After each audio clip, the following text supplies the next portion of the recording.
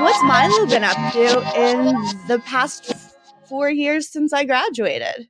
He talks about you constantly. You can't see this, but we're sitting in our studio and there's a huge cardboard cutout of you that's surrounded by votive candles of differing sizes. Plus the and back like tattoo. various. Remember to make the burnt sacrifices this morning, like I taught you at Cambridge?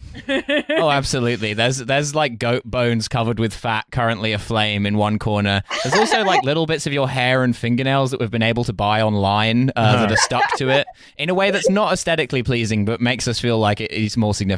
Yeah, that's the normal thing that you would do when you're talking to your ex-girlfriend of many years, of course. Okay, Caroline, we've heard the story from Milo so many times. Can you please tell us your side of the story of how you met Milo? Finally. Okay. Let me like frantically text Milo like what he wants me to say about this. No, we want the unfiltered, unvarnished truth of your long and sordid relationship. This is where like you discover that me and Caroline met on Little St. James Island in like the middle of like some kind of sacrificial ritual because Caroline neglected to text me to ask the true version. Speaking arrangements. I feel like I have to say I'm joking because I recently went on a comedy show and I literally, every single thing I said sarcastically, people assumed was true. And it's making me lose all faith in humanity getting these DMs. But Milo, do you remember exactly how we met? Like the moment when we met? I don't remember. I remember that. That was, we were at a Footlights smoker and me and Archie were doing a sketch. I can't remember what the sketch was. It's something incredibly stupid, possibly about the font wingdings. The silly greengrocer. Yeah, silly greengrocer. That classic Footlights character, the silly greengrocer. Yeah. Silly greengrocer is talking to Colin Farrell. That's the concept, guys. I'm hearing silly greengrocer, and yes, I'm hearing a penny farthing bicycle. All right, Cambridge Footlights, let's improvise. That was you, right? You did that. We did not ever improvise. Because you're a huge proponent of improv. I do love it. That's why at the end of every podcast I say, and scene. Anyway, so we were doing this sketch and Caroline, you were doing some kind of like stand-up type thing and you were basically hyperventilating about how nervous you were about doing this. And so I started like talking you through it. That's my recollection of what happened. And then how did you start your romantic relationship? 5 seconds after that, obviously. Actually, we were like downstairs in that like green room at the ADC, right? Like, yeah, with like mirrors and like nothing in it, and just like everyone like dressed up for their sketch. Yeah, so the Footlights are a sketch comedy thing, and you write a sketch, and you sort of are in charge of like providing your own costumes and dressing up as it.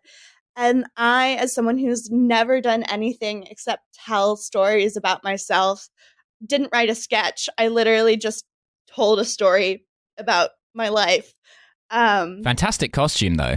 Yeah, I would say it was pretty. I imagine it was pretty realistic. Yeah, given your character. Yeah, exactly. I nailed the Caroline Calloway aesthetic. But a very damning description of stand-up comedy. You know who gave it a really damning description?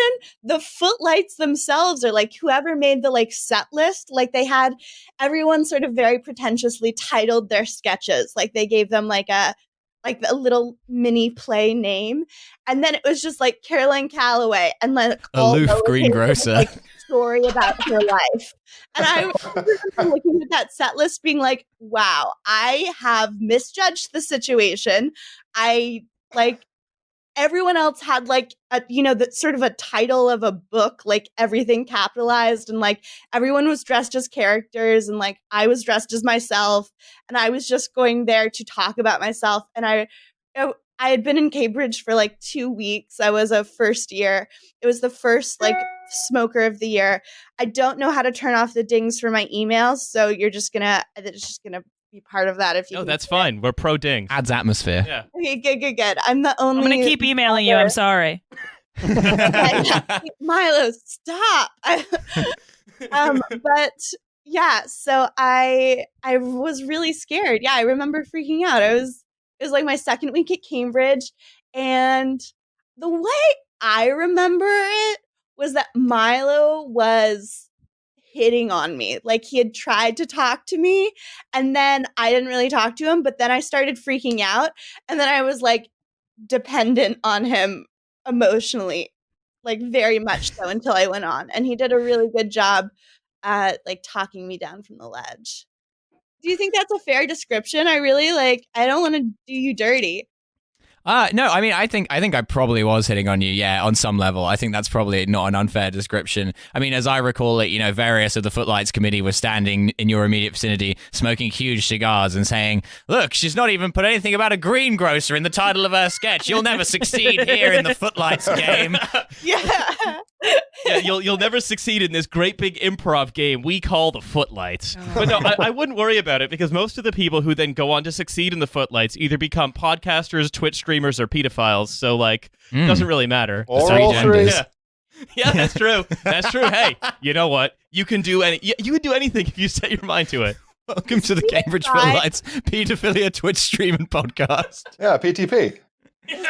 Fry a pedophile? Or what's his deal? Who? Who? Stephen Fry. Stephen Fry? No. We are not saying that. Stephen Fry's lawyers, we are absolutely not alleging this.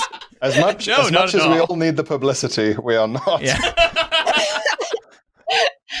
Okay, cool. He's a national treasure, and we don't want to talk about the weird age differences between him and his younger boyfriends. Cool. He's a national treasure. Also, he's on the show Bones. What? You Yes, know he that? is. Yeah. Yes, he He's is. on the show Bones. He plays a psychologist called Gordon Wyatt, who after that's season a way 4... to break America. So Gordon, they named him twice. His name is Gordon Wyatt, and after season 4, and he's like the psychologist to the Bones team, including the confidant of Seeley Booth, played by David Boreanaz, and then quits and becomes a chef, but then comes back as a guest to do a celebrity spot on investigating different crimes. Yes, Gordon Wyatt, the pedophile psychologist from the show Bones. Oh no! Every time I bring this up, you keep going back to it, and we keep having to cut jokes because they're actionable. It's not actionable to say Gordon the Wyatt, character. that character's gonna sue us. Oh no! Okay. For a second, I was like, "Wow, Milo really came around quickly to supporting this angle." But I get it. It's a callback to another joke that I wasn't here for. You know what? I'll call myself out about the second time we hung out. Because I feel like I stayed friends with Milo, not just because he was so nice to me at a moment when I was really scared. I also remember that in the green room realizing that I was the only person who was a freshman. Everyone else had been at Cambridge. And anyways, I was really, really grateful for him being so kind to me when I was so nervous. And I also remember thinking, he was like, "I've done so many smokers, I've done this all the time, it's not a big deal, you'll be fine." And what I heard was, "I've done so many smokers, and I can help you get into the Footlights." And so I remember really pushing for us to write a sketch together, a comedy sketch, right? And it sort of fell off the back burner. Michaelmas term, which is the fall term, just because even if I thought about it that first night, I just had a million other things to do, make a single friend my own age and my year, and just new school, freshman fall stuff. But by the spring I was sort of settled, and I sort of redirected my attention to creative projects like my Instagram. And I really wanted to be part of the Footlights. This was before I realized that I don't want to write sketch comedy or do sketch comedy. I want to be a You memoir. knew nothing about greengrocers. You were entirely unsuited for it. Yeah. What I want to know is this sketch that was developed, does any evidence of it exist anywhere? Oh, I have it. You have it. Can you please find it on your computer immediately? Can you please wait, the greengrocer sketch? Or Milo actually said, so fast forward to spring, and I have a boyfriend at this point. And Milo my boyfriend was so wonderful at the time, but he didn't really like know Cambridge. And Milo was president of his drinking society, and he had terrible acne. And Oh no! Milo always left that out. Painting a picture here. Damn, I'm going to be cancelled by the acne police now. Hold on. How does that work? Why? Just for having acne? The acne police must love you for that. I don't know. I mean, are the acne police, are they pro or anti-acne? That's the real question. I feel like you just said that to fill time while you were frantically looking for something. Yeah, I'm looking for this sketch. I did find it the other day. Hang on. Yeah, Continue talking. I'll do it again. But I'm certainly whatever side of people doesn't really care about acne, I'm on their side, because Milo was so funny, like literally such a joy to send messages to. Like it's was amazing. And honestly, Milo, since like texting and reconnecting after the union interview, you're still so funny. And listening to this podcast, just like 10 out of 10. And so we started messaging, and we made, do you remember, I don't remember any hangout sessions until we were writing that sketch in your room at Peterhouse. Do you remember any hangout sessions? Yeah, we hang out quite. Right. I mean, my memory of this is also fairly hazy, but we like at some point, this was like around February 2014, I think. Yeah, exactly. There was like a 2-week period where you had broken up with Oscar and I had broken up with the girl that I was seeing. We didn't know that the guy's name was Oscar. Can we address that for a second? Yeah. He's Swedish, and it's a Swedish name. Mm-hmm. Yeah, that very few what was people his know the acne Grouch was situation? Swedish. What was his skin type? Yeah. Unfortunately, he had no acne. It was very sad. Yeah, I don't want that. Mm. I have received a document entitled Nurse Sketch. Yes. one of the classic. Yeah. La la. It's Can you the read nurse it on, or greengrocer? on air? Those are the two. It's one of the hold ripest jobs. So there was this like 2-week period where you'd broken up with Oscar and I'd broken up with this girl I was seeing, who it turned out had like 5 boyfriends, which was amazing. And you and I spent a lot of time together, most of which had nothing to do with comedy, just like hanging out. And it kind of like where to the point where I remember lots of my friends at the time being quite annoyed by it. We doing Caroline shit. I remember like hanging out with you once on King's Backs.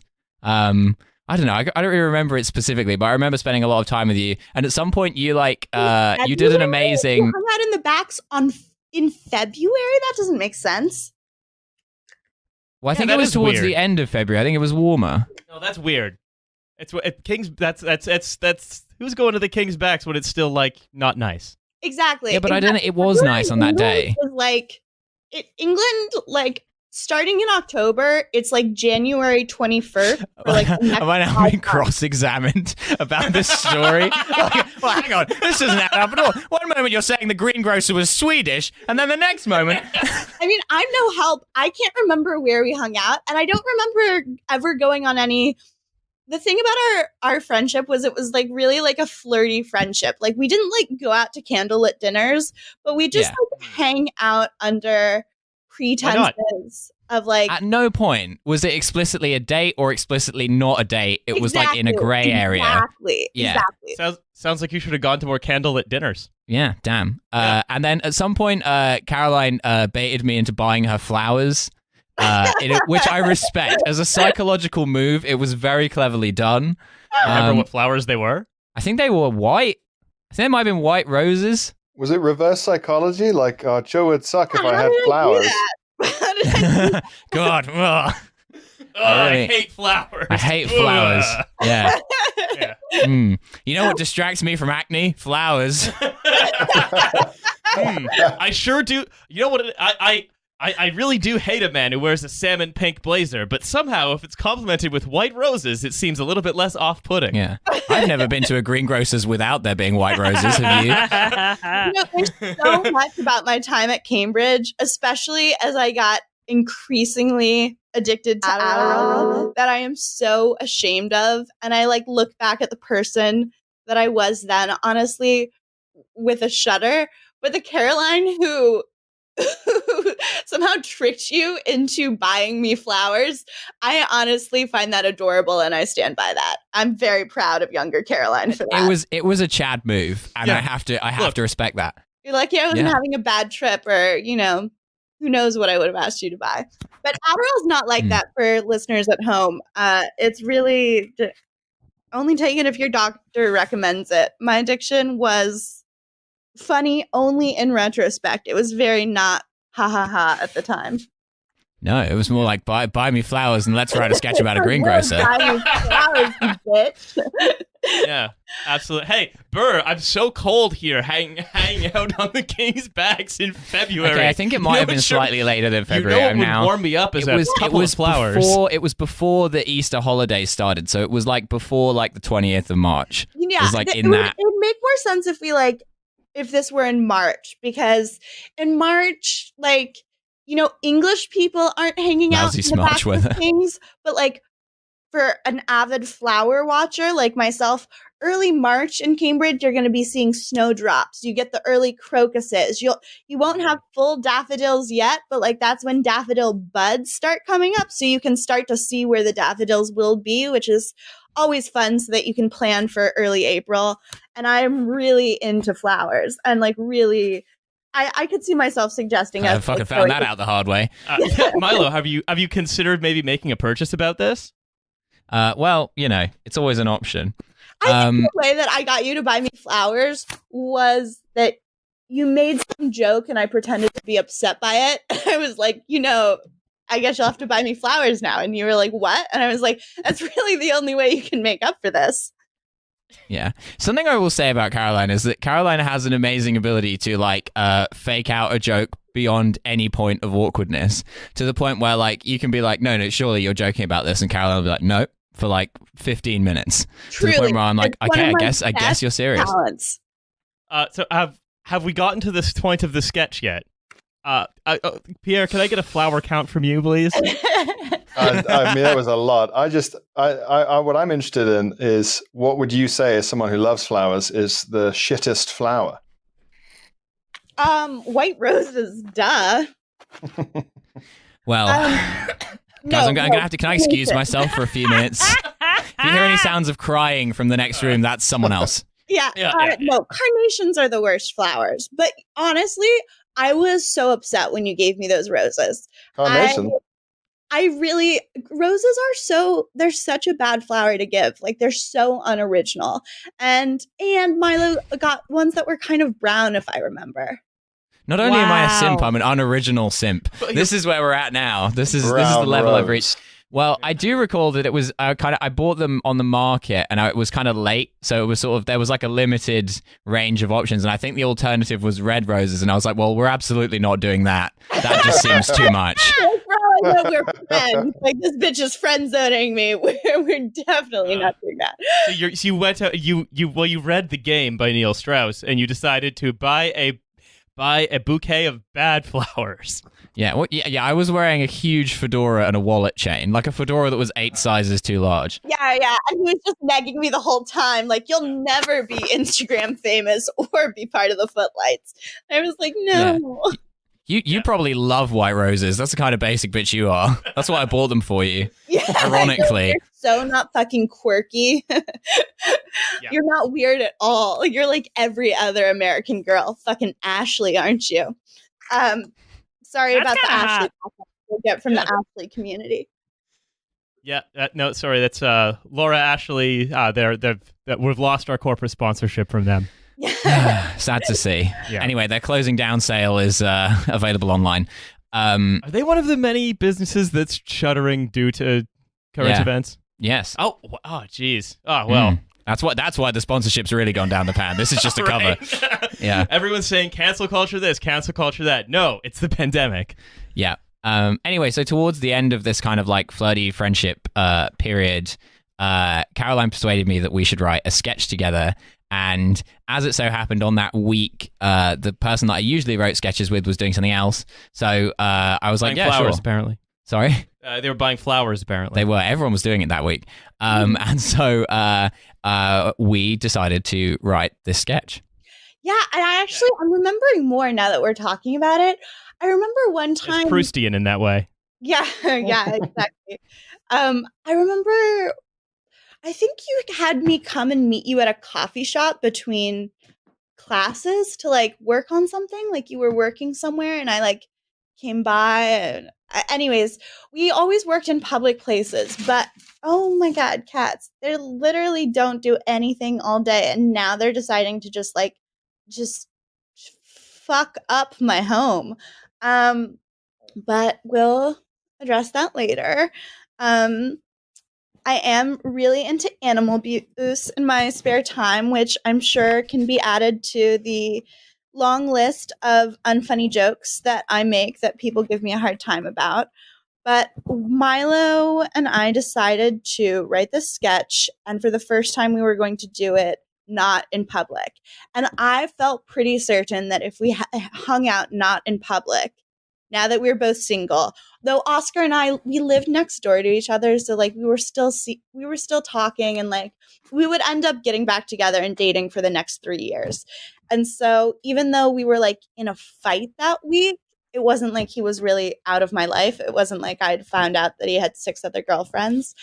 Yeah, and you can hear all of this in the sketch, right? Like it's all sort of written in subtext. But so I was like kind of skeptical about Milo because, no offense, Milo, but like a bunch of other third-year boys were hitting on me, and they were all kind of like, none of them were as funny as Milo. Milo by far had the best personality. And Well, he has a podcast now. I know. Where are those other guys? Television? Fuck that. With their stupid acne-less faces. But Milo was like, he wasn't going to do like romantic gestures. He wasn't going to like do things that I liked, or like, I don't know, really go.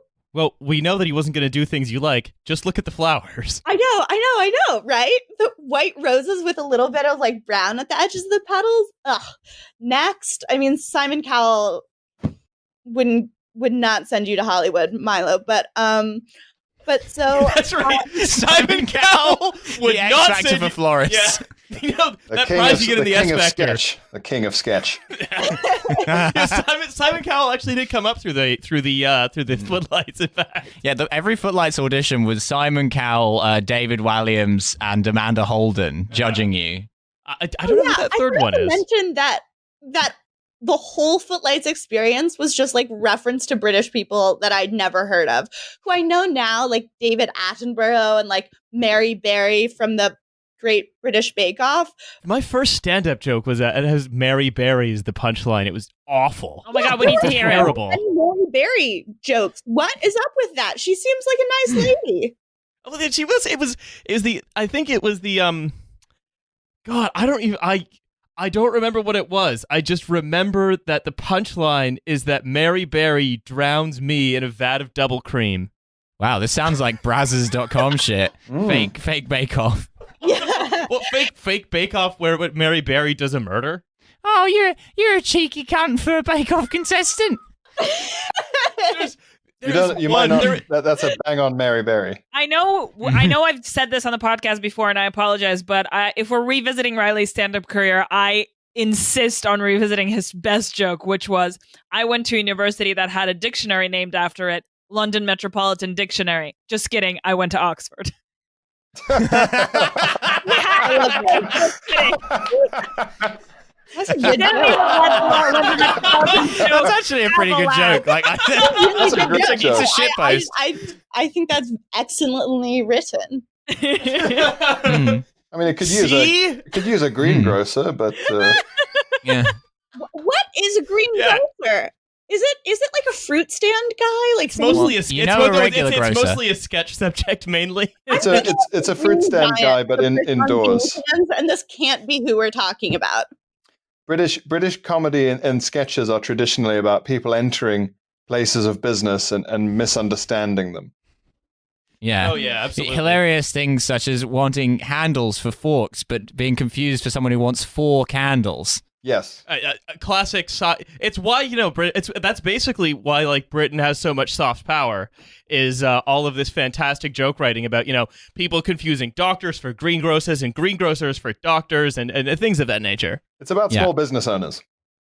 The NHS was originally designed as a national food service, but it was set up by someone from the Footlights. Yeah. We're a nation of baffled shopkeepers. I feel really good about my choice to stick with memoir and stay in the internet art game. This sounds terrible. Yeah. Oh, yeah. The long and the short of my relationship with Caroline at the time is that I think I was trying to hit on Caroline while going through the motions of writing a sketch with her, and Caroline was going through the motions of hitting on me while wanting to write a sketch with me. I think we need that to is read basically the dynamic. We must read the sketch. Pretty accurate. That's pretty accurate. Yeah. Okay. Well, I was to be fair, I was genuinely considering like pursuing something with you. I just wanted to feel out the situation and get to know you and figure things out. And like, just to be honest, I can't wait to talk about this episode of Balthasar Speedboat at your wedding later. Riley in costume as a greengrocer, giving a best man speech. And I'll be dressed as a sexy nurse. Why is there a wedding taking place here in my greengrocer shop? Yes. So I've sent the sketch script to you, you two, Olga and Pierre. Okay, so I'd like to girl, Pierre is boy, Milo is stage direction. Okay. Milo's stage direction. Caroline and I are audience. Before you read this, you have to know that when I went over to Milo's room in Peterhouse, which he lived in the oldest college, and it was his third year at Cambridge, so he had a really nice room. Like, your rooms typically get better the older you are, although it differs in some colleges. But I have always had a soft spot in my heart for like both art history and like elite university culture and British culture. And you and me both, Caroline. Fall into a Venn diagram of all three of those things. And so I went over to Milo's room and he had got me flowers, but there are these terrible white roses. And basically, as soon as he gave them to me, he tried to kiss me. And I just turned away and dodged. I pretended. Wait, like hold on, hold the phone. This happened, and you then wrote this sketch. Yes. Yes, that's why I'm trying to understand. There's so much emotional trauma written into this sketch. Oh my god. The levels of emotion going through the mind of this greengrocer. Sorry. So you came up to the room. You had some bad flowers, and then you went in for the kiss, and then you penned this document entitled Nurse Sketch. Yeah. Okay. So I go to his room. It was nice. I remember it had a lumpy, like, sort of ceiling and a low door. And as we as we went up the staircase and like went into this like low door that you had to like, or like just sort of like low ceilinged area, I remember you like pointed out, you're like, that's how you get onto the chapel roof. I have a really specific memory of that because I eventually used that way to get onto the chapel roof. I didn't do you wrong. That is how you do it. Listeners, bear that in mind. Yeah, if you ever want to get onto the chapel roof of Peterhouse, go to Milo's room and you'll be able to access it from there. Your dorm room and take a shot. Ask anyone for directions. They'll tell you where Milo's room is. They'll know. So many legendary kisses didn't happen there. Yeah. Yeah, and so it was where we wrote this. It was where he wrote his seminal work, Nurse Sketch. I actually wrote the film Never Been Kissed with Kirsten Dunst. There. So he tries to kiss me, and it's all happening too fast for me. I think something that's really interesting about me and like my specific Caroline Calloway sexuality is that like I'm quite performative and I'm like very happy being the center of attention, and like I like being provocative and I like pushing the envelope, and like I mean I have an OnlyFans now, and like even then, my first year at Cambridge, I was like, oh, I want to play the sexy nurse. Like, that's what I want to do on stage. Like, that was appealing to me. But when it came to, like, I was more of a traditionalist. I was like, could we make this a sexy greengrocer? I would feel more comfortable. That it can be sexy, but come on, let's be realistic. There's a lot of sexy fruit and vegetable potential out there. Have you looked at fruit and vegetables? All of them are very rudely shaped. Yeah. So rude. This grocery store that sells only aubergines. Everything in this store is a dick or a tit. my truck delivering aubergines has crashed into this other truck delivering peaches. What are the odds? Okay, right. Stop reading from the sketch. Yeah, you're giving it away. Now we have to go to the hospital, which I'm pretty sure is a greengrocer, and scene. Yes. Well, I don't know how you guys ever tell a story on this podcast. I feel like I'm the only one holding this narrative structure together, just like sort of bulldozing forward. But you're welcome. That literally is correct. Yes. Honestly, it's so much more chaotic than this usually. Your podcast, but it's like a very Caroline Calloway thing to like go on someone else's podcast and to be like, "Welcome to my podcast," and it's just my vibe. I have commanding energy, and sometimes it's a good thing, and sometimes it's good because normally this podcast is just sort of aimless rambling, but now we're finally getting on track and getting towards something truthful. I love that we're meshing well. It's a really beautiful thing when the commanding energy is appreciated and vibes well. By the receptive energy of Balthasar Speedboat. One could say we are essentially, the podcast is essentially bottoming, is the term, I believe. Yeah. We did once have a narrative that went through this, which was a very long breakup text that was sent to my cousin by someone who was like, "Sorry, you're too hot," but like spun it out over 7 paragraphs. Yeah. Dare I say that was a very Caroline Calloway text to receive. Yeah, I'm like, I was like, was this text about me? Like, how did your cousin know me? That's exactly right. It was like, I'm sorry, Riley's cousin. I'm sorry, Riley's cousin. I'm leaving you because of Caroline Calloway. This podcast has on multiple occasions been described as an extremely Caroline Calloway podcast. Yeah, mainly by us. Yeah, mostly by me.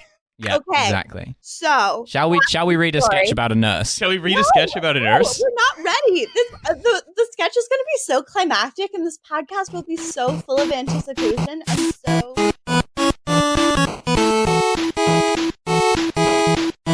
The hierarchy of just like that school and like your whole world is like the 3 years of people there, like that sort of trumps Christian age, you know, like just like how people are at the school. At least it did for me my freshman year. I can't speak for everyone, but I was really intimidated, to be honest.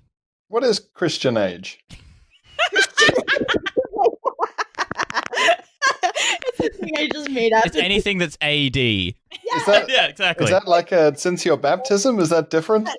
It's also just known as age, but you know, I like make it like Christian name and name. Positive. I like to give people like Christian name or Christian mingle. You know these or these Guru popular Murthy. Christian serve. Yeah, absolutely. Yeah, exactly. Yeah. Wait, what does he work for? Channel 4, Financial isn't it? Times. Yeah. No, I think it's someone else. Yes, it is Channel 4. Milo and I have a deadline of when we need to finish this sketch because they're smoker auditions. Yeah, and back on track. Didn't Come on, we have a schedule, people. Yeah, I'm sorry, this is the real me. I like a story. I like to stay on task. I like this back and forth though. It's great. Actually, no, I wish you guys were all keeping track of the goddamn story, but you know what? It's fine. It's cool. It's the only podcast I've ever been on with an unreliable narrator. It's just like magical realism shit that we're doing here. I like it. So I think we should read the sketch now, but keep in mind that we then wrote this like separately without seeing each other. As I remember, we then like worked on it individually in a Word document, and Milo really did the like lion's share of these jokes. I was so bad at. I see. Distancing yourself from it now. No. I'm gonna really like wait till we get to the story of the audition. I'm gonna be like very hard on myself about that. I'll also add, it's not only the first time this sketch has seen the light of day, it's more or less the only time it's ever been performed truly in its entirety, for reasons we'll get to later. But would you guys do me the honor of reading it? I literally haven't, I don't think I've ever seen this sketch performed because, well, the audition didn't go well. I'll tell you that. Do you guys want to read it? I'd love to read it. I'm very Let's fucking keen. go. Are you guys? Shall I read the? I'll read the introduction. Like Yes. listening to this in audiobook. So, boy, eyes covered, on stage, seated. A girl emerges, half dancing from the wing. Oh, I get because this is you guys. Yeah, I can already see I can see it reflected in you guys already. Yeah. Mhm. a boy, presumably a greengrocer, sits on stage. It's unwritten. Why is that greengrocer blindfolded? The audience are thinking. Happy birthday! Open your eyes. Oh, wow. Do you not like it? I'm a sexy nurse. You love sexy nurses. Do I? I guess it's better than last year when you thought I loved sexy giraffes. That would be better. Yeah. It is better. You know, it's a improvement. cheaper and easier costume, easier to get on and off. It's an easy would you Yeah. rather question. Easier you to love explain, yeah. giraffes. You have so many Easier to- posters. Yeah, it's easier to imagine. This is so amazing Go that ahead. one of you is like dry, posh, and British, and one of you at least can mimic the enthusiasm of an unhinged American girl. It's just really chef's kiss.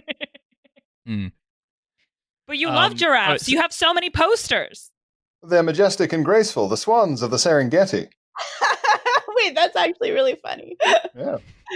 Yeah, just a guy with Yeah. lots of. This is really just a long complaint to the Footlights Committee for not accepting this sketch. That's all this really is. Yeah, Footlights Committee. You could have stopped Bet you this. feel stupid now. We're selling this to Netflix.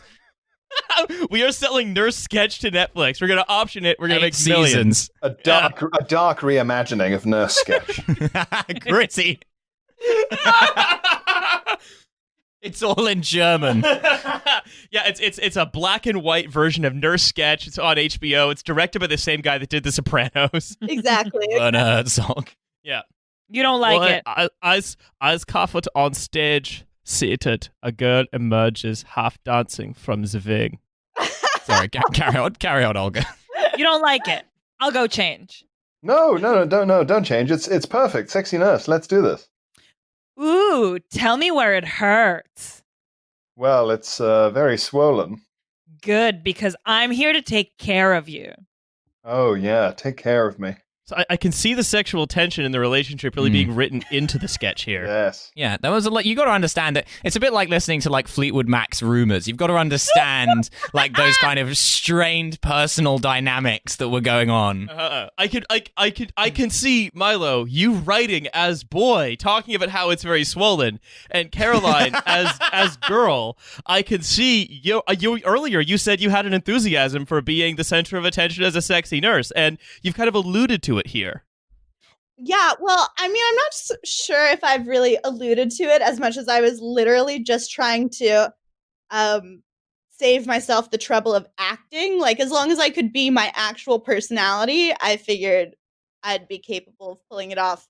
A prediction that turned out correct. That's why when Tom Hardy takes an acting role, he'll only take the role of a character also called Tom. It makes it easier because then you inhabit the character on stage, which not a lot of people know. Like when he played both Tom Cray and his brother Tom Cray. Yes. That's exactly right, Milo. I don't know what you're talking about. This joke is going so over my head. They're two really famous British greengrocers from the East End. It doesn't matter. Yeah, they actually were the first British greengrocers to be mistaken for criminals. Yeah. You guys The Cray twins greengrocer. You're in charge of keeping the story going from now on. Sorry, You know what? See how you do. This will be a mushy podcast episode that had such a strong narrative arc and then just fell apart. I'm just kidding. It's your funeral taking place at the greengrocers. Ambitious.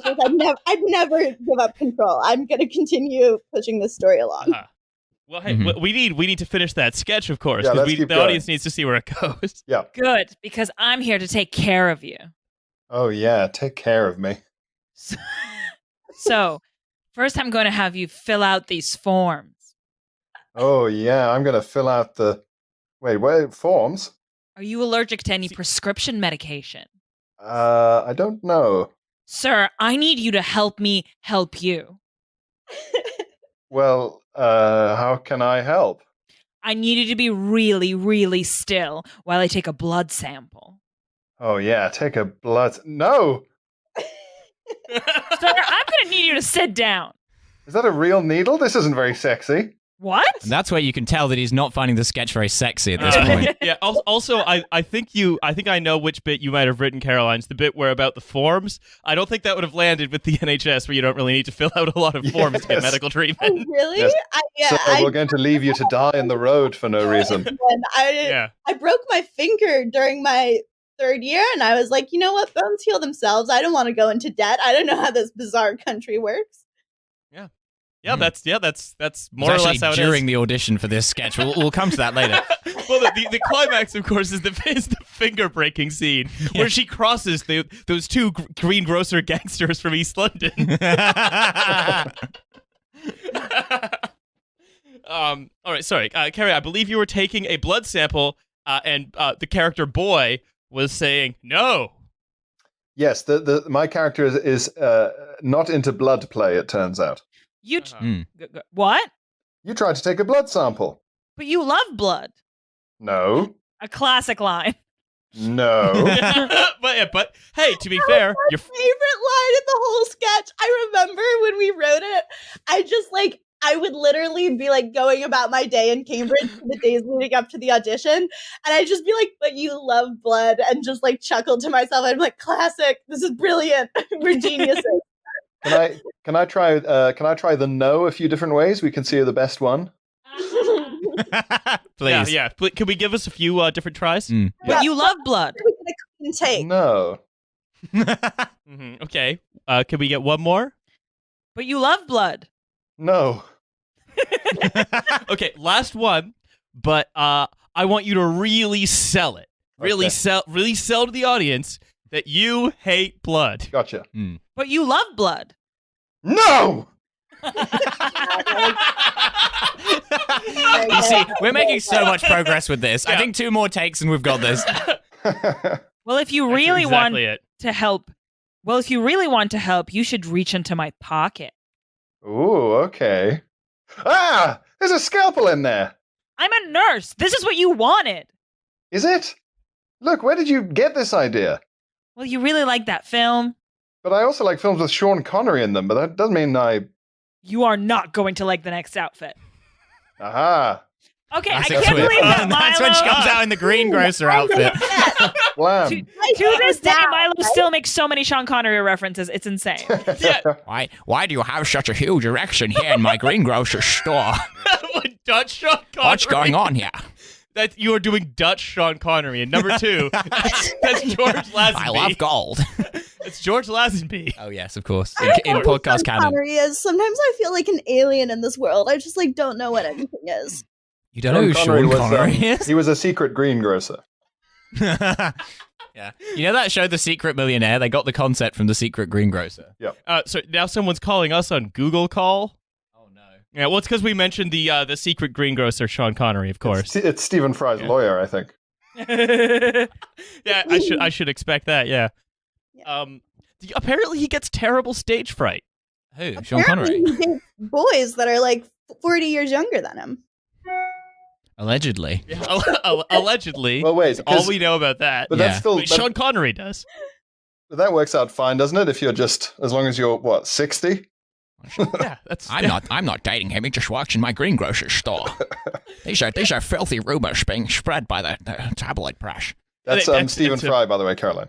Yeah. It's Stephen Fry in his national treasure role as, of course, greengrocer. Yeah. You know, I actually, I think Stephen Fry has a wonderful voice.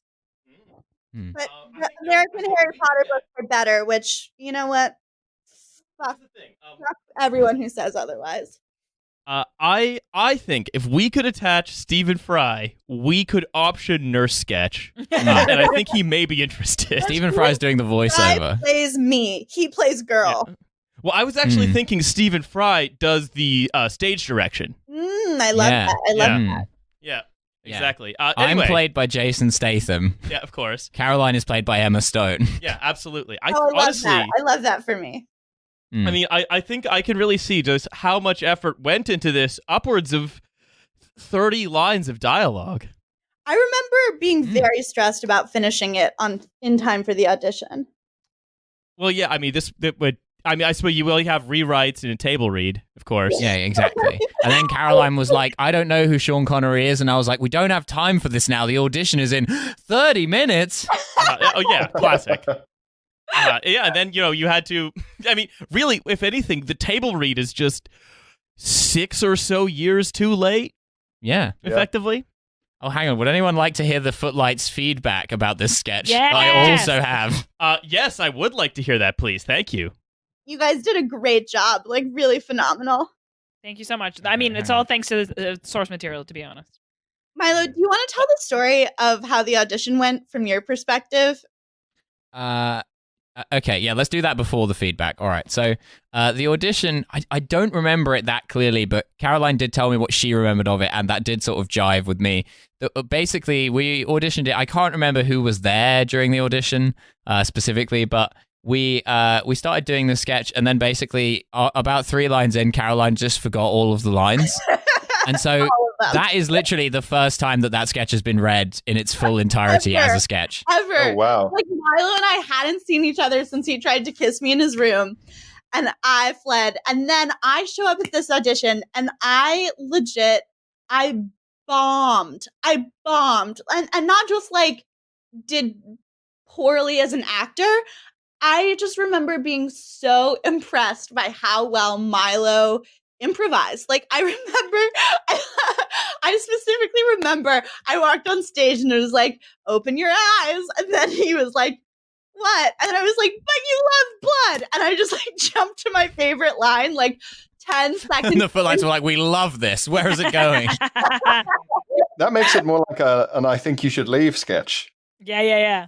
What's I think you should leave? It's a kind of horrifying sketch show.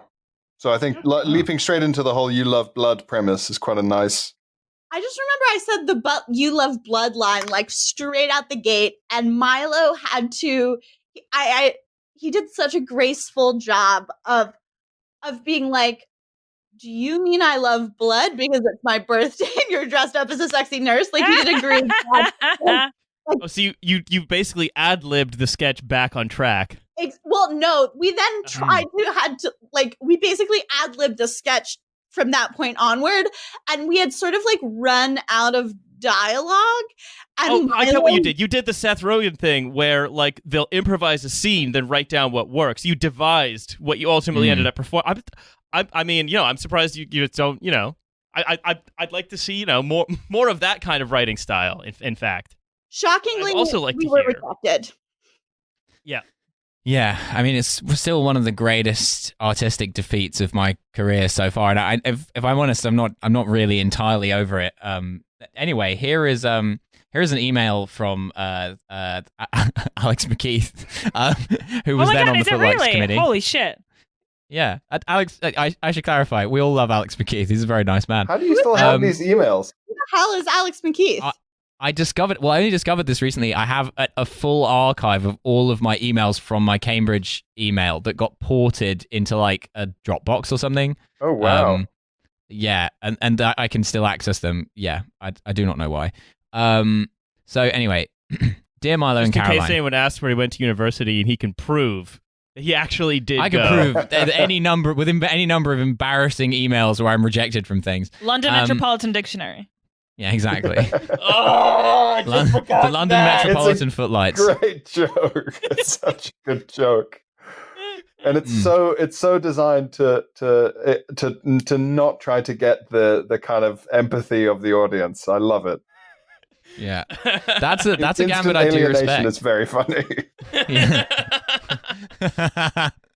Okay, dear Milo and Caroline, so far so good. Thanks for auditioning for the Smoker today. Again, perfect. Great.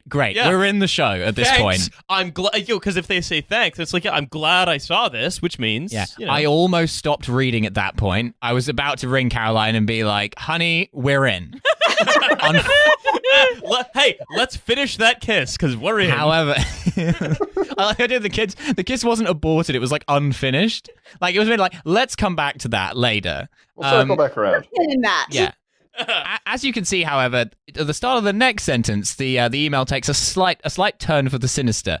Unfortunately, oh dear. Oh no. Unfortunately, we loved it. and want to option it to Netflix, but only Hulu would take it. Yeah, exactly. Oh, no. Exactly.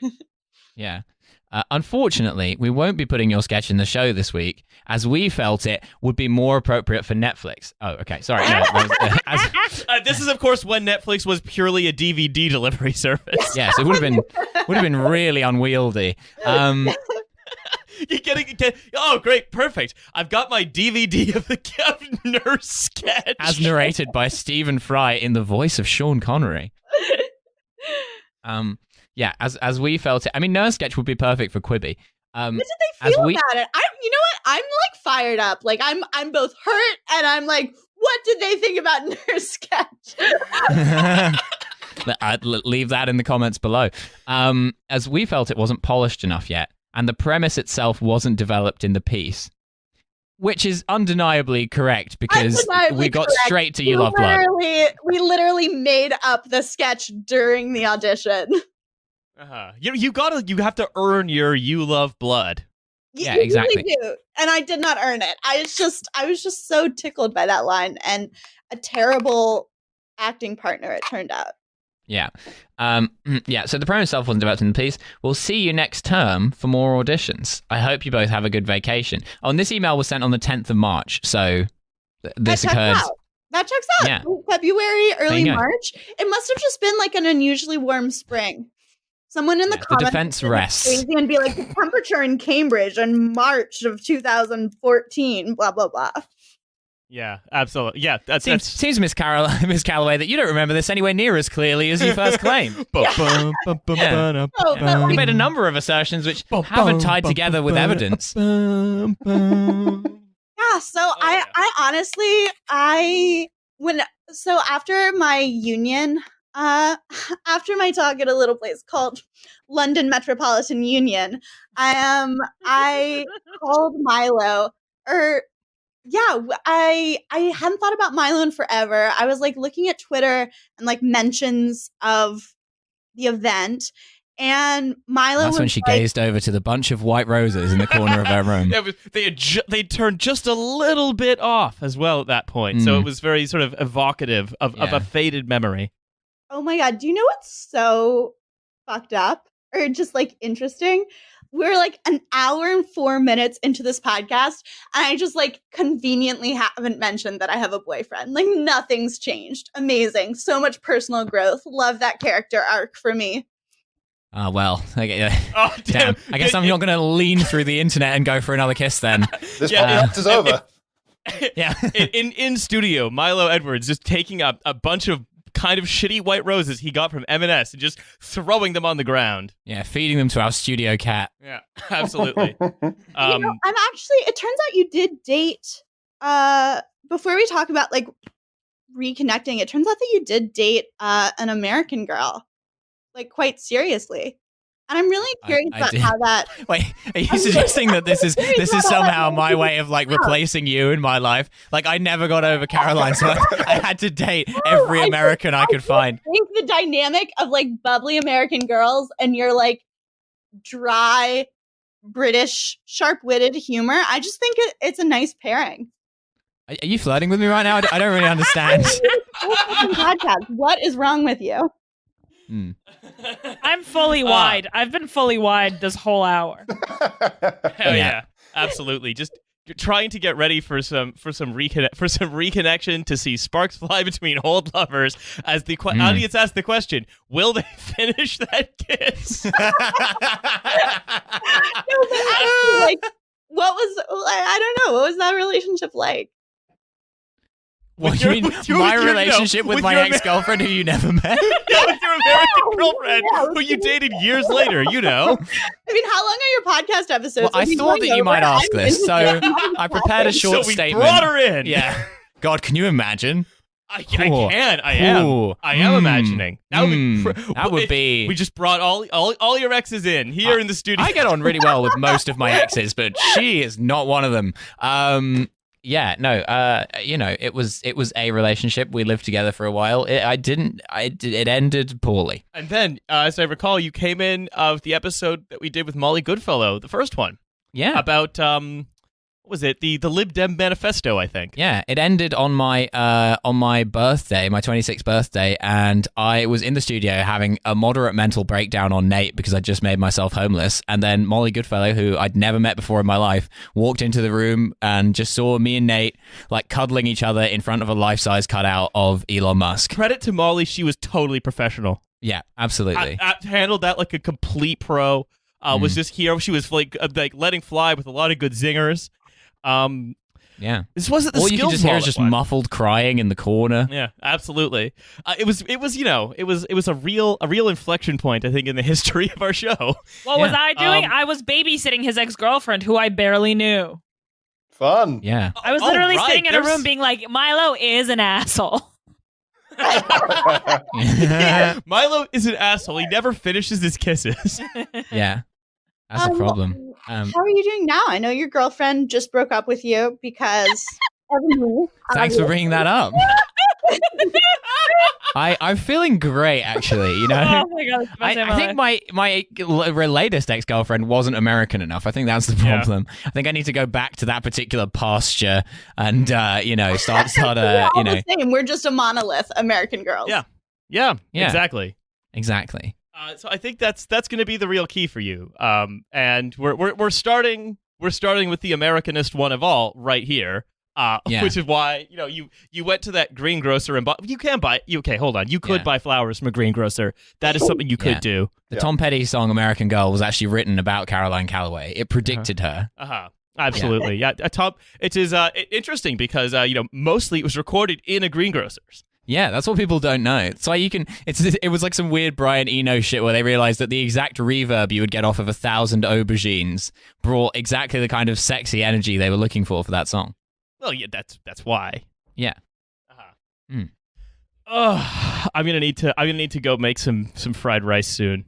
Okay, that's how we end every episode of the podcast. By the way, That's what Riley calls jacking it. By the way.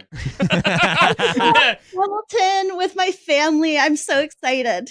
Wait, what are you doing with them? Going to see Hamilton? No, it came out on Disney Plus today. Haven't you seen? Yeah, that's why it's on my mind. No, sorry, I just didn't hear what you said. Oh, sorry. Yeah, I'm sorry for giving you a hard time. Yeah, I'm gonna go watch Hamilton with my grandmother, and she's very old, so I think I'll probably have to be very far away from her in the room, but it'll be nice to see her. Hey, you know what? It's all that experience with Nurse Sketch, I think it has really primed you to see how that influenced Hamilton. Yeah, I mean, I think if Disney Plus are prepared to shell out that much money for Hamilton, I think they should reconsider Nurse Sketch. They could give you at least like a couple £100 for Nurse Sketch. Yeah. Nurse Sketch, open parentheses, digit 1, close parentheses. Yeah. Can I just say something very vulnerable and honest on your podcast? Please. It will get lots of clicks on Twitter. No, I'm just kidding. It probably won't. But I find when I see old friends from college, I find myself, especially like people who I haven't learned like a more mature like pattern of behaving with, like when I see people who I had like, petty grievances with at college, like I find myself still, I don't know, holding a grudge or just people who I talked about, people whose opinions I cared about in college. Like when I see them, I don't see anyone these days, but like when I see them on Instagram, like sometimes even just like seeing their face, like I'm a really, really sensitive person, or maybe I'm just dumb and immature, or maybe everyone's like this and we don't talk about it. But I feel myself, I don't know, still caring about their opinion. And something I'm really trying to do as an adult is like repave over those like younger relationships with like healthier adult relationships. And I can feel myself like being flirty with you on this podcast, which is so fucked up because I do have a boyfriend and he's great. But I really hope that he's back. Is he still a grouch? I hope that we can actually like, I don't know, like relearn a way of being with each other that isn't just like sexual tension, That's how I feel about Milo too. Pierre and I never even started that kiss.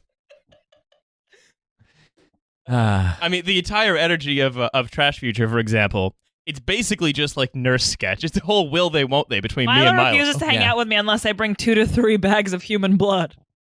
Yeah. Yeah.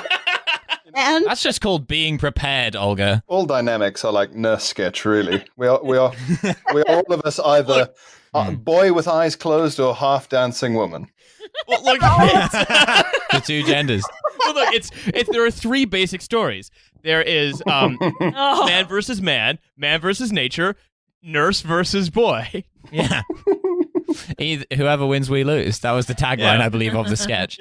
All stories fall into those archetypes. You know, and I think what you did with Nurse Sketch is tap into something quite fundamental and elemental, kind of a Joseph Campbell in that way. Yeah. That's what Jordan Peterson was writing about in his insane Maps of Meaning book. However, the map of my meaning is the map of me going back to my house to make some fried rice, which is not a euphemism for anything. Yeah, fried rice, it's am I instead right, guys? just actual fried rice. So I guess this has been yet another of Balthasar Speedboat, the show within a show that we do sometimes. And to additionally thank everyone for being here and doing this dramatic reading of Nurse Sketch. We'll let you know if we get optioned.